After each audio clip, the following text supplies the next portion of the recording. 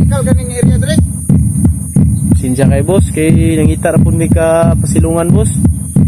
Kamu siguro to mga vlogger no? Palihog lang ko sa spot boss. Boss, imong spot boss, ilaw kay boss. Hello kay boss. Kamu to mga vlogger. Dili boss, dili kami to boss. Boleh. Yung sir.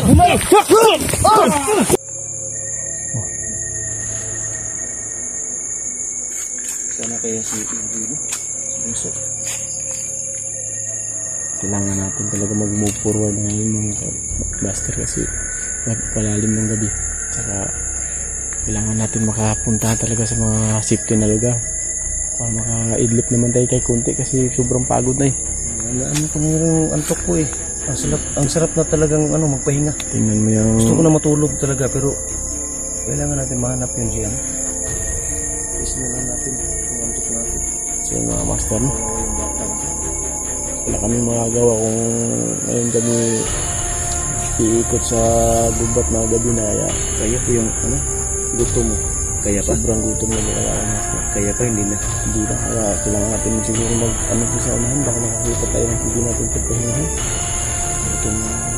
Wala na yung tubig. Wala nga yung bago. Piniiniwa ko dito kasi basa lahat yung gamit eh. Tubig na naman yung balikan. Kaya tayo. Ano na kayang lugar to? Ano ang lugar to? Ang sukal. Hirapan tayo. Kailangan natin talagang mag-iingat.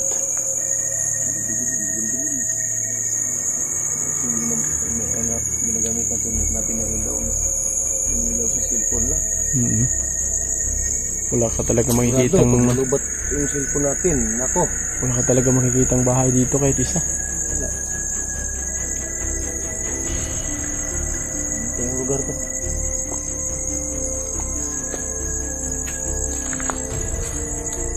Wala ka talaga makikita dito ng Pus.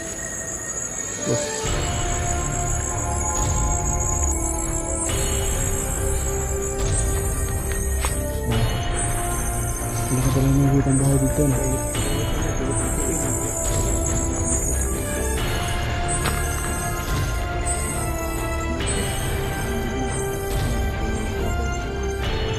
Master?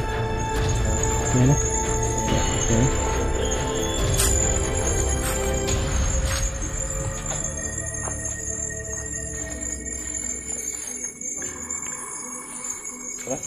Oh, ano yan? Ito. Ano tao Mayang gabi. Tingnan mo. Magandang gabi Boss. po. Ano sa mamudling nga gabi na? Huwag mo kabalo nga critical kaning area dire. Sinja kay boss, kay nangita ra pud mi ka pasilungan boss. Kamu siguro to mga vlogger no? Palihog lang ko sa spot boss. Boss, imong spot boss, ilaw kay boss mo. Hello kay boss. Kamu to mga vlogger. Dili boss, dili kami to boss. Boleh. Yung sir.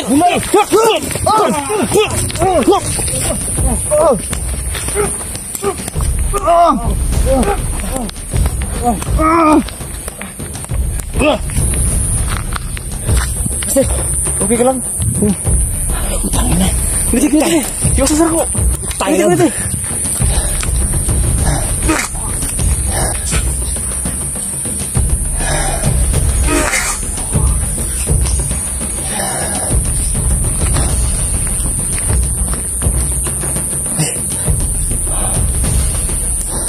We walk the streets of broken dreams, where hunger whispers, silence screams. The world's on fire, but no one sees. We've lost the art of sympathy.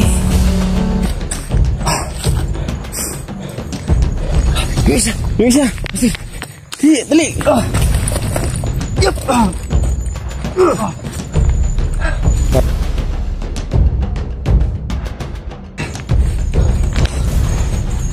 Natin. Kunin natin yung spot. Grabe, nagsusurbi sila kahit gabi. Yung narinig ko kanina sa isa, sabi niya, may nakita daw silang isang lalaki daw. I-report nila sa akin ng commander na si Uwak. Si Bunso yun. Sino kayong lalaki na sinasabi nito? Si Bunso yun nakita nila. Diyos ko, baka si Bunso yun. Sana kayong bata na yun. Kunin natin yung spot mo, sir. Gamit ka na ito. Yung isa. Kamay, handi-handi kunin natin ito. Baka may baril.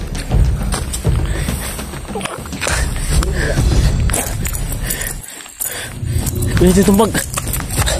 Itong bag.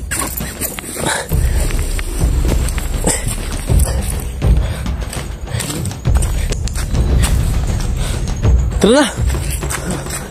Tara, hayaan nyo na. Teka yan.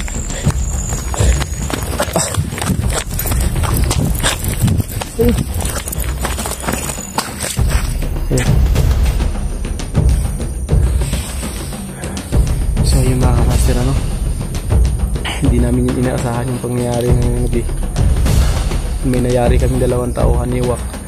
Sa ito kami, nagtatago kami sa ilalim ng puno. Nakikita nyo, malaking puno to. Sana hindi kami makita ng iba pang mga tauhan ni Commander Uwak. At sa nalaman namin, nung papalapit sila sa amin, may pinag-usapan sila na may nakita daw silang isang lalaki na i-report nila sana sa commander nila. Hindi namin sigurado kung si Bunso ba yun o si Dudoy ba yung nakita nila. Basta may sinabi yung isa, may nakita daw sila na lalaki na i-report sana nila ni Commander Uwak. Kaya lang, hindi na sa pangyayari naharang namin sila o pareho kaming naharang yung isa't isa dahil mismo sa daanan kami nag-aabot. Tsaka medyo may matapang pa yung isa talaga. Eh, hindi namin alam may ano pa yung isa eh. Wala silang baril eh. No? Wala, kasi kampante sila na wala silang dala kasi nandito sila sa kanilang teritoryo. Sabi nga isa, di ba? Magmadali ka, anong tawagan nila nung narinig natin. Sabi na magmadali daw sila. Pumasok sa isip ko kasi walang baril. Kaya natin to. Kaya natin patayin to. Yung kanina, dumilim lang bigla yung paningin ko at hindi ko alam yung nagawa ko na bakit ko talagang hinampas-hampas yung kahoy nung likuran niya dahil naisip ko na parang gipit tayo at saka gusto pa isip. Dapat talagang tama yung ginawa mo eh. Panigurado kasi yun eh. Na hindi na sila parang nagkakasakit na talaga ako dito. Ang gabi na meron pa rin kumikilos pa rin sila. Hinahanap yung mga hinahanap tayo. Akala ko nga mga lang yun, mga mabubuting tao ba?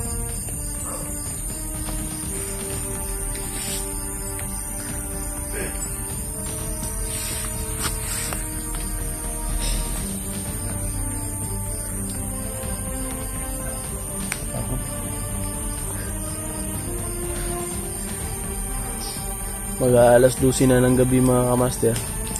Dito pa rin kami. Sarap na natulog, masarap na magpahinga talaga. Wala kaming kain. Sobrang gutom. Wala pang pahinga. Wala kami lahat.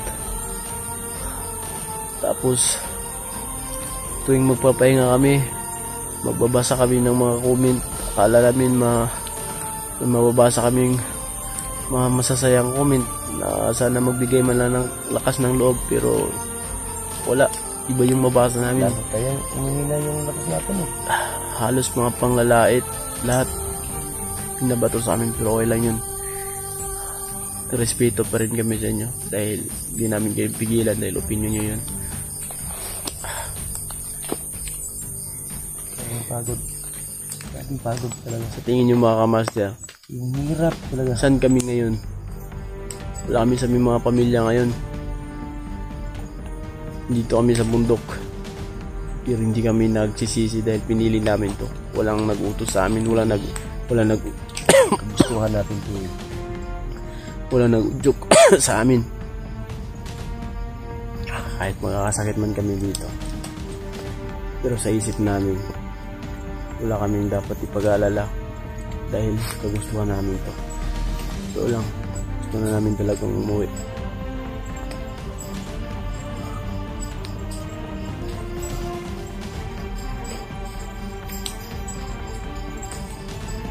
Dilim. Ang dilim-dilim. Wala tayo makitang kahit isang liwanag lang.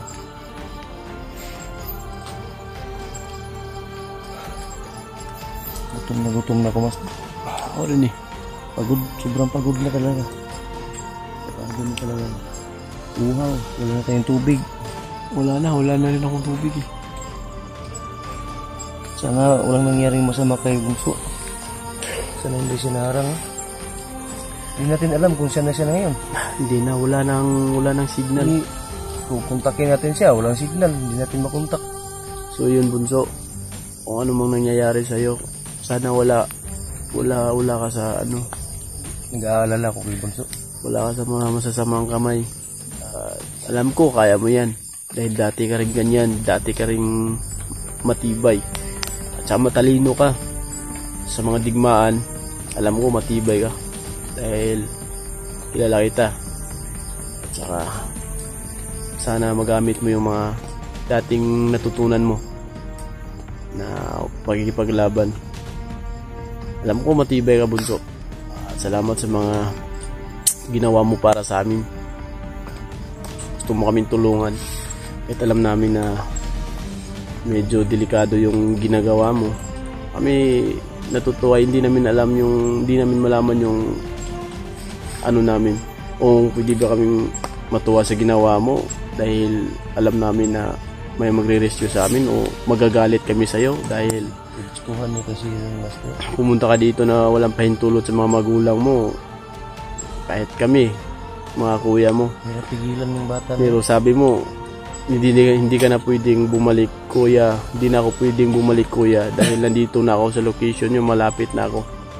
Kuya, sorry kuya, gusto ko lang tumulong sa'yo.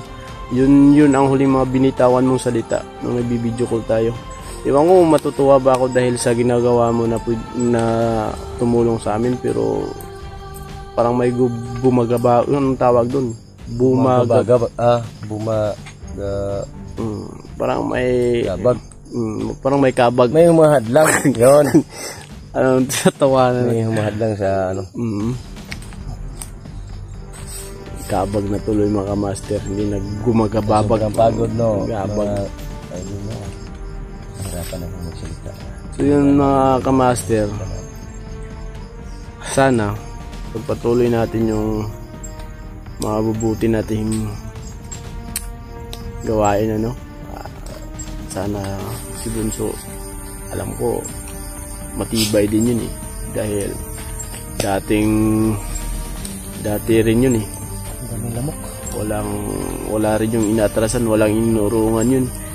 Kahit mga putakti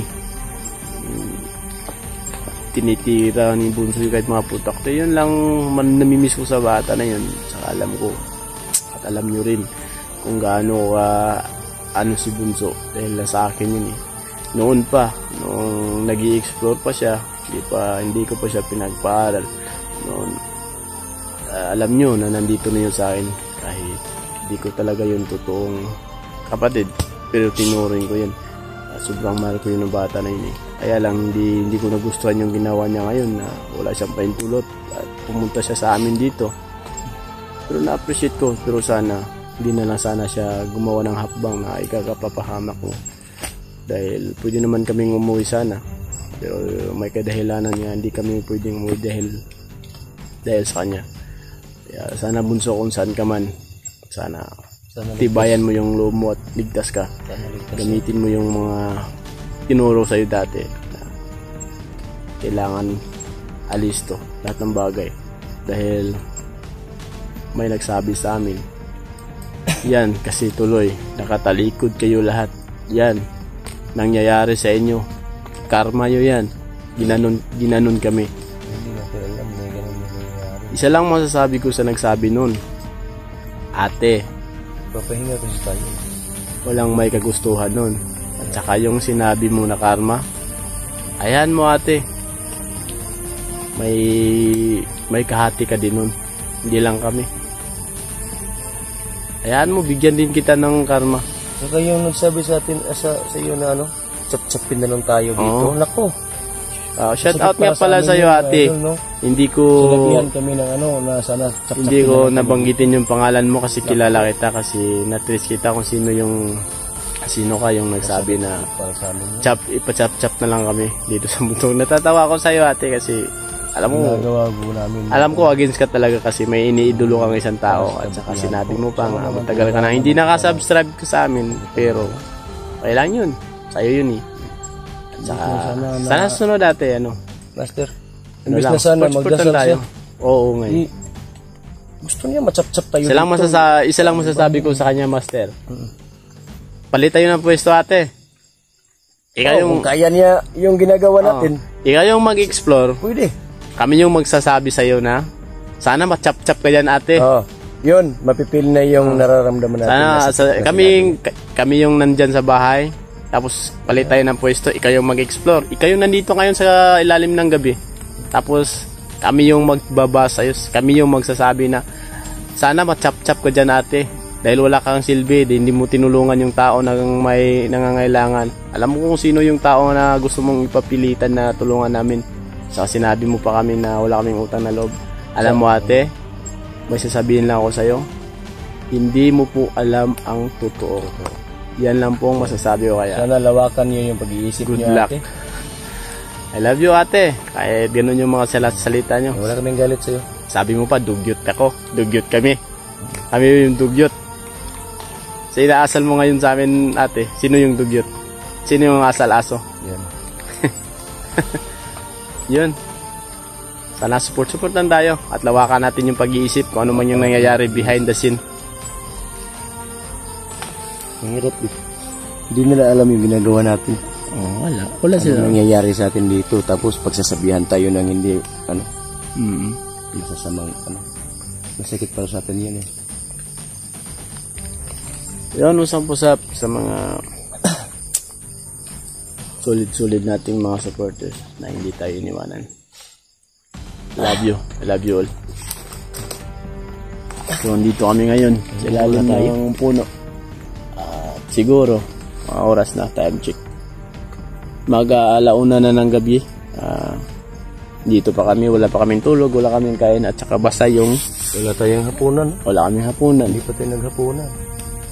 At saka, Problema namin ngayon, saan kami kukuha ng pagkain, saan kami Master. gabi na. may naisip akong paraan para safety tayong matulog na walang makaano sa atin. Akyat kasi. Diyan, Master, oh. Diyan tayo umakyat, tapos diyan tayo matulog sa ano? Babaw. Sa ibabaw. Diyan tayo matutulog. Tali natin yung mga cellphone natin, baka mahimbingan tayo. Baka Dali na, Master. Baka nanonood yung mga kalaban natin, nandiyan tayo matutulog, malalaman nila. Ay, hindi pa naman natin ito Hindi pa natin ito Sige lang. Para malaman nila kung hindi naman nila malaman kung saan ito napuno eh. Marami namang Sabagay, hindi nila alam yung location natin kung saan tayo. marami namang puno na ganito eh. Yung off-cam tayo. Diyan na lang tayo. Sige, Palubat na ako relax muna tayo. So ayun mga kamaster, magpapaalam muna kami kasi lalim na yung gabi, 1:45 na. At saka off cam muna kami para matipid man yung mga baterya namin. Yun, maraming salamat po sa lahat ng mga solid supporters natin dyan, sa mga Sturgy Adventure fanatics natin, at saka dun sa mga solid din na mga bashers. I love you all. Sa kailangan na namin magpahinga dahil medyo may nararamdaman na ako na iba. Kasi wala pa nga lahat kaming kain, at saka wala na akong gamot. Ubus na lahat. Parang medyo may na ako. May ramdam na iba. So ayun, maraming salamat. God bless sa inyong lahat. Hanggang dito na lang po. At abangan na lang po yung mga upload namin. Support lang tayo mga kamaster. Love you all.